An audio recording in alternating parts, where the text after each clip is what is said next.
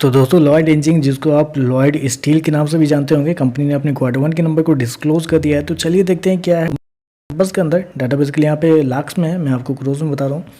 तो देखिए पिछले क्वार्टर में कंपनी ने 187 करोड़ के आसपास का रेवेन्यू जनरेट किया था ऑपरेशन के थ्रू पिछले साल 113 करोड़ के आसपास, जबकि अभी देखें तो बढ़ के 135 करोड़ कंपनी का जो रेवेन्यू है वो आपको जाता हुआ देखने मिला। तो साल दर साल देखें तो साल दर साल कंपनी के रेवेन्यू के अंदर लगभग बोल सकते हैं 20% के आसपास की तेजी आपको देखने को मिली।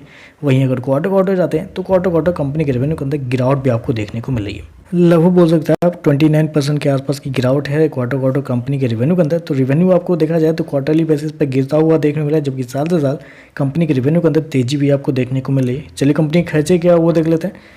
पिछले क्वार्टर में 163 करोड़ खर्च किए थे, पिछले साल 100 करोड़ के आसपास, जबकि अभी देखें तो कंपनी खर्चे 113 करोड़ के आसपास आपको देखने को मिले। तो कंपनी खर्चे देखें तो खर्चे बहुत हद तक कंपनी की तरफ से इस क्वार्टर में कंट्रोल किए गए, क्योंकि साल दर साल देखें तो लगभग बोलते हैं 13% के आसपास ही कंपनी के खर्चे आपको बढ़ते हुए देखने को मिले। चलिए कंपनी का नेट प्रॉफिट क्या निकलता है वो देख लेते हैं।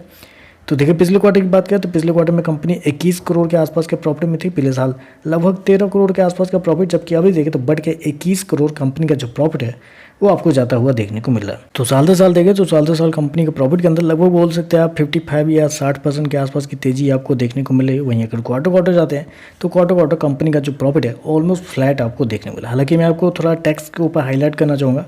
इस क्वार्टर में कंपनी को लगभग बोल सकते हैं डिफरल टैक्स में कंपनी को 3.7 करोड़ ही खर्च करने पड़े हैं, जबकि पिछले साल 4 करोड़, जबकि पिछले क्वार्टर में 7 करोड़ के आसपास। तो इस क्वार्टर में टैक्स अगर देखें तो टैक्स थोड़े से कम लगे हैं, जबकि टैक्स साल दर साल थोड़े ज़्यादा होने चाहिए थे, क्योंकि रेवेन्यू बढ़ा है तो रेवेन्यू के ऊपर ही टैक्स आता है, तो टैक्स थोड़े से ज़्यादा होने चाहिए। लेकिन इस क्वार्टर में कंपनी को टैक्स कम लगे हैं, यह भी आप ध्यान रखिएगा।